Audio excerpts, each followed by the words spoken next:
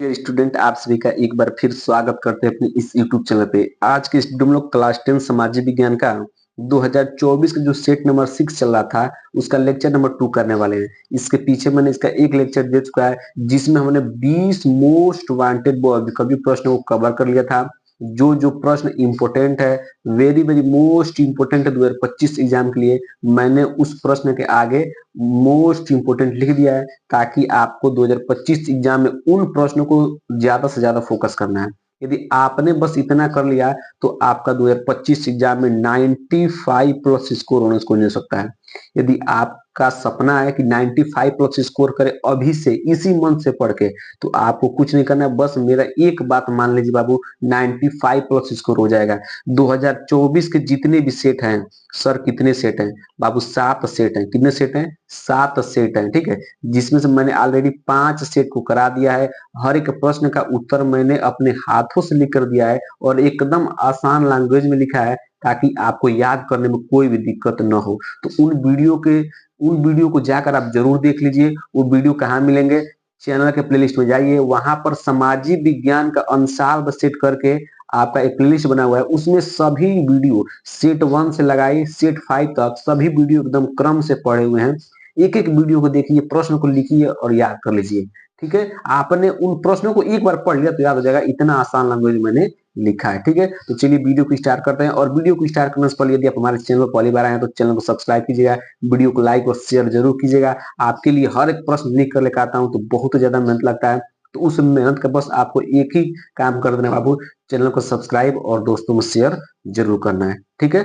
चलिए अगले हम लोग प्रश्न को करते हैं, जिसमें हमने 20 वर्ग के लिए प्रश्न को कवर कर लिया था।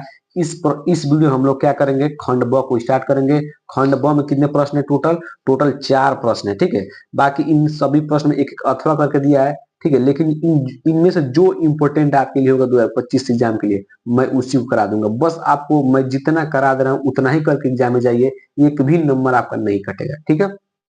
खंड ब है वर्णनात्मक फर्स्ट। इसमें कह रहा है कि निम्न प्रश्नों के उत्तर प्रत्येक लगभग 80 शब्दों में देना है। कितने शब्दों में देना है? 80 शब्दों में देना है। लेकिन कोई जरूरी नहीं है कि आपको 80 शब्दों में लिखना है, 60 शब्दों में, 70 शब्दों में भी आप लिख सकते हैं, कोई दिक्कत नहीं होगा, ठीक है।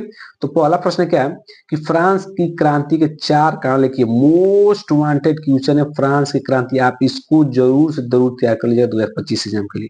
मोस्ट वांटेड है कि फ्रांस की क्रांति के 4 कारण लिखिए। ये आपका छठा सेट चल रहा है।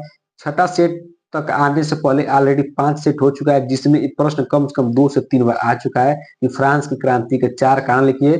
4 नंबर का एक प्रश्न, एक कारण 1 नंबर का है, ठीक है। तो चलिए इसका कारण कैसे लिखेंगे उसको मैं आपको बता देता हूँ, एकदम आसान लगेगा, ठीक है। इसको साइड करते हैं और आपको उत्तर को हम बता देते हैं, ठीक है। सबसे पहले क्या करना है, आपको काले पेन से हेडिंग लगाना है। क्या लगाना है? क्या हेडिंग लगाना है आपको? आपको हेडिंग लगाना है, ध्यान सुनिएगा, आपको हेडिंग लगाना है बाबू, अमीर और गरीब में असमानता। पहला आपको हेडिंग लगाना है, अमीर और गरीब में असमानता, ठीक है। फ्रांस की क्रांति का 4 कारण में पहला कारण क्या लिखना है? अमीर और गरीब में असमानता, ठीक है। क्या थी?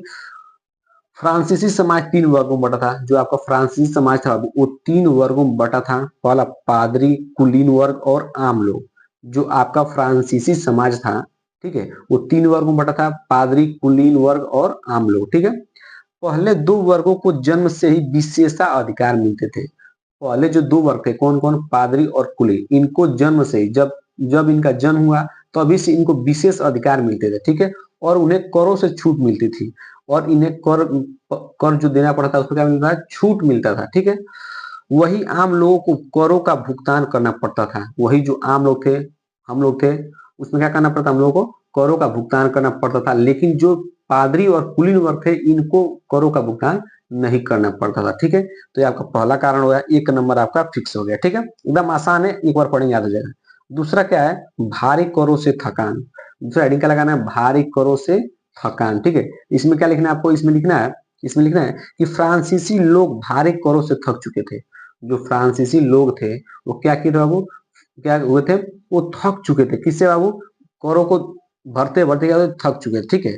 तो ये आपको लिखना है भारी करों से थकान में फ्रांसीसी लोग भारी करों से थक चुके थे, ठीक। दूसरा पॉइंट हो गया। तीसरा पॉइंट आपको क्या लिखना है? तीसरा पॉइंट लिखना है कि वित्तीय संकट। क्या लिखना है आपको? वित्तीय संकट, ठीक है। वित्तीय संकट में क्या लिखना है कि लुई सोलहवां के शासन काल में सरकार की वित्तीय स्थिति बहुत खराब थी।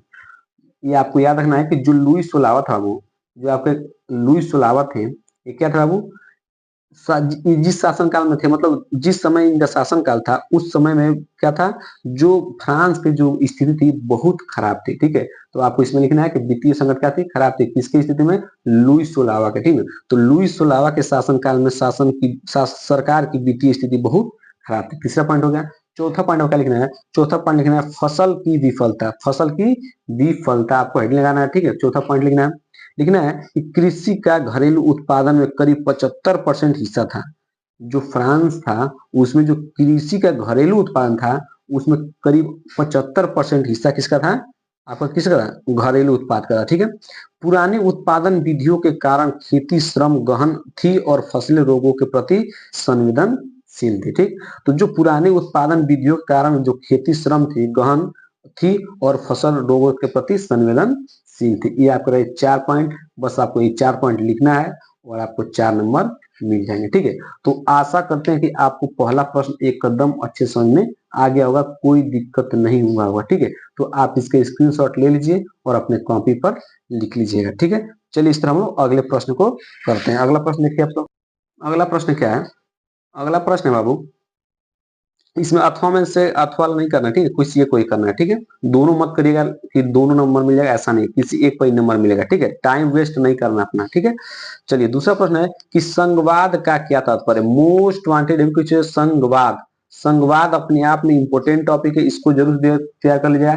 संघवाद क्या तात्पर्य है, ठीक है, संघवाद का क्या तात्पर्य है, तो इसका चलिए उत्तर मैं आपको बता देता हूं ताकि आपको कोई भी दिक्कत ना हो। ठीक है, तो सबसे पहले आप अपना कॉपी पे निकाल लीजिए, उसमें लिखिए क्या लिखना है आपको, लिखना है संघवाद का तात्पर्य, क्योंकि पूछा है ना संघवाद का क्या तात्पर्य है, तो आपको पहला हेडिंग का लगाना है संघवाद का तात्पर्य। ठीक है, इसमें लिखना है कि संघवाद दो सरकारों का मिश्रित स्वरूप है। जो आपका संघवाद है ये दो सरकारों का मिश्रित स्वरूप है, यानी एक व्यवस्था में दो सरकारों का मिश्रण होगा। एक व्यवस्था में क्या होगा बाबू, दो सरकारों का मिश्रण होगा। इंपोर्टेंट पॉइंट मैंने लिखा है। ठीक है, बस आपको इतना लिख देंगे तो एग्जामिनर आपको पूरा फुल नंबर देगा। ठीक है, इतना पॉइंट जो लिखा गया मेन पॉइंट है। ठीक है, कि जो संघवाद होता है ये दो सरकारों का मिश्रित स्वरूप होता है, यानी एक व्यवस्था में दो सरकारों का मिश्रण होगा, राज्य सरकार और केंद्र सरकार। जो आपका संघवाद होता है वो राज्य सरकार और केंद्र सरकार से मिलकर बना होता है। ठीक है, इसमें लिखना है भारत में हम संघवाद को, ठीक है, भारत में हम संघवाद को स्थानीय, राष्ट्रीय और राज्यों सरकार के बीच सत्ता के वितरण के रूप में परिभाषित कर सकते हैं।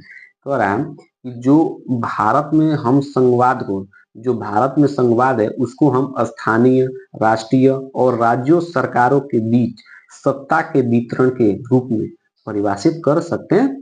ठीक है, अगला पॉइंट पर इसमें लिखना है आपको, अगला क्या लिखना है, थोड़ा सा और लिखना है बस, कि संघवाद अपने मूल में एक ऐसी व्यवस्था है, जो संघवाद है अपने मूल में एक ऐसी व्यवस्था है जिसमें सरकार की दोहरी मशीनरी काम करती है। क्या करते हैं वो, इसमें दोहरी मशीनरी काम करती है। ठीक है, तो बस आपको इतना ही लिखना है और आपका 4 नंबर फिक्स हो गया। ठीक, तो बस ज्यादा नहीं लिखना है, कम लिखना है और पॉइंट वाइज लिखना है। ज्यादा बढ़ा चढ़ा कर लिखने से कोई फायदा नहीं बाबू। 4 नंबर का प्रश्न है और उसमें वही पॉइंट लिखना है जो एग्जामिनर पढ़कर आपको पूरा फुल नंबर दे दे। ठीक है, तो मैंने एकदम आसान लैंग्वेज में लिखा है, बस आपको इतना ही याद करके जाना है और इस प्रश्न को जरूर से जरूर तैयार कर लेना है। ठीक है, तो इस वीडियो हम लोग क्या किया बाबू, इस वीडियो हमने कितना प्रश्न अभी तक कर लिया, अभी तक हमने 2 प्रश्नों कर लिया, प्रश्न नंबर 1 और प्रश्न नंबर 2।